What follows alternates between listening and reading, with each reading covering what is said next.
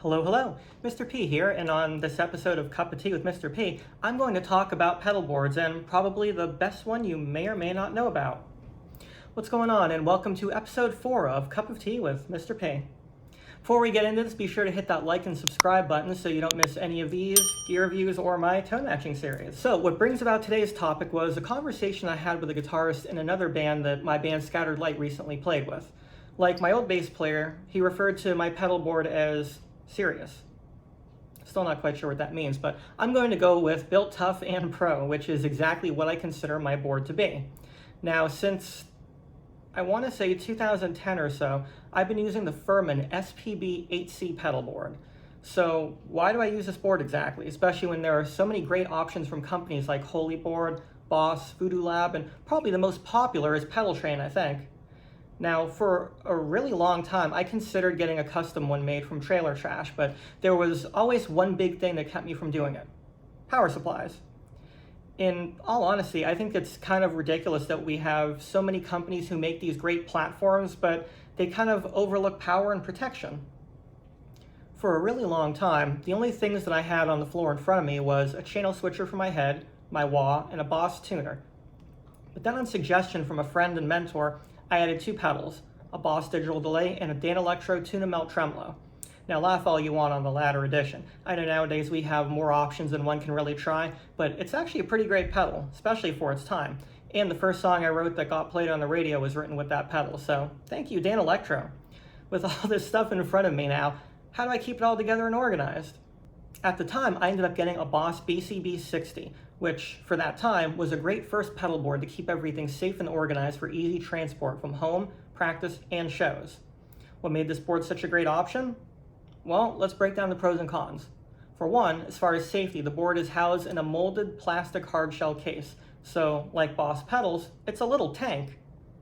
Pedal power, it powers all of your pedals, and depending on the size of them, that can allow up to like 7 or 8 pedals. Organization, it has padded foam inserts that allow you to customize it for whatever pedals you may place on it. And speaking of organization, and Fluff would love this aspect, see this part where it says Boss Pedal Board BCB 60?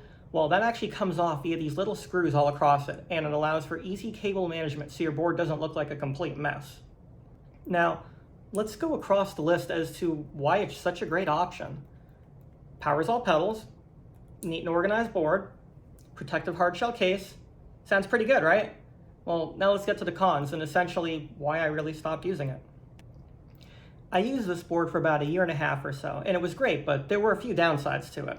One was that I actually couldn't keep it closed, so I used a small padlock to sort of keep the top on it. Did the sliders that close the board break? No, but I used the Morley wah pedal, which is probably the biggest wah pedal I've ever seen. So because of the fact that it's so large, this meant that the board would not close.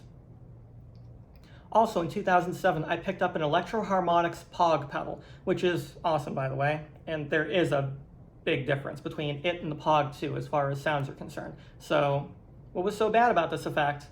Well, unfortunately, unlike most pedal companies, it didn't take a 9-volt AC. It took an 18-volt, 500 milliamp power supply, which meant that this board would not be powering it.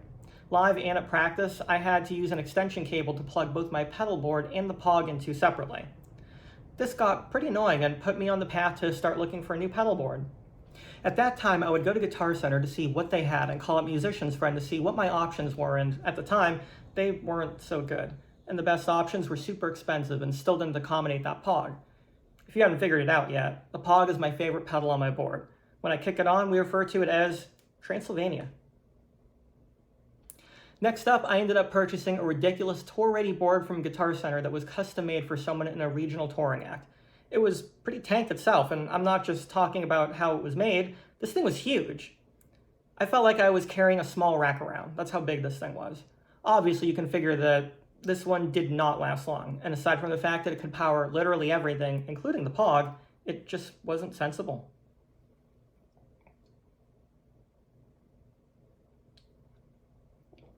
Next up, a friend of mine in another band who was also an effect enthusiast and also happened to work at Guitar Center told me about the board he just bought. an SKB Stage 5, which I have to admit had some pretty cool features on it, like a cable tester, preamp buffer, and headphone amp. The latter was important to him because he was married with kids and liked to play guitar at night. Cool board, great protection as far as the case was concerned. At least it would close with my wah pedal in it.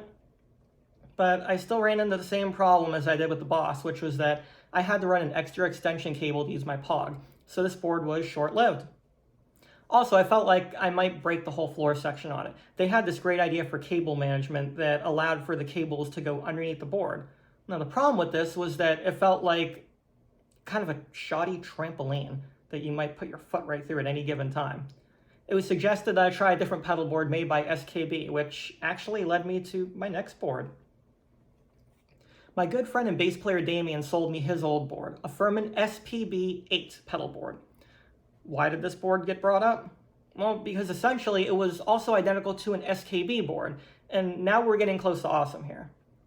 It had a great bass to it. It was made by Furman, so essentially it was like having a heavy-duty power strip with a power conditioner, so it was safe too. That top section also allowed for both organization and Edison input, which meant I could plug my Pog's power supply into it because it can take, I think, up to like 120 volt AC. To the right of that, it also had in and out jacks that you could use for your pedals, so yay! Now let's look at the pros really quick. It was durable, powered all pedals on my board, allowed the use of non-9 volt pedals by way of 3 Edison outlets, it was organized. Okay, so what was not so great about it? Well, many may find these to be small gripes, and I'll admit myself that they kind of are too. My first was that it came with a soft case, and I honestly wouldn't even call it a case. It was more of a zippered bag that went around it, so though the board was durable, it wasn't really the most protected. Next was the power supply. It was hardwired into the Furman, which meant you only got like 8 feet or something, so you still might have to use an extension cable depending on where your board is on the stage. Again, small gripe, I know. This board was also identical to the SKB PS45 in almost every way, which was kind of cool. So once my friend at GC found out what I was using and what gripes I had, he gave a suggestion that I did not know. He's like, hey, you know Furman makes an even better version of that board in a hard case on wheels and a detachable IEC cable, so you can use, a super long one if you want.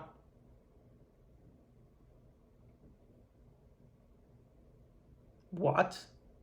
And that was it. That's what led me to what I personally think is the best pedal board out there.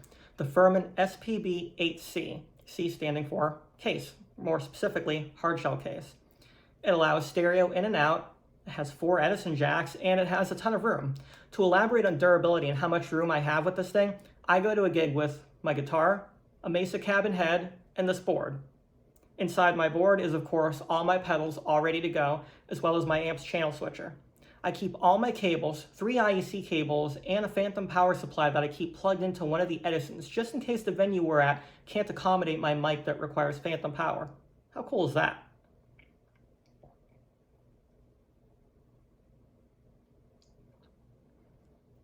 Now, last I checked, Furman has discontinued this model, but you can still find them around sometimes as new old stock on some sites, as well as used in good condition.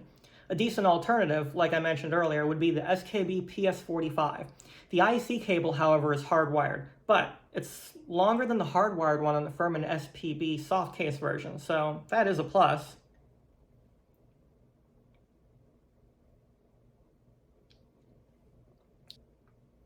So, what are your thoughts on pedal boards?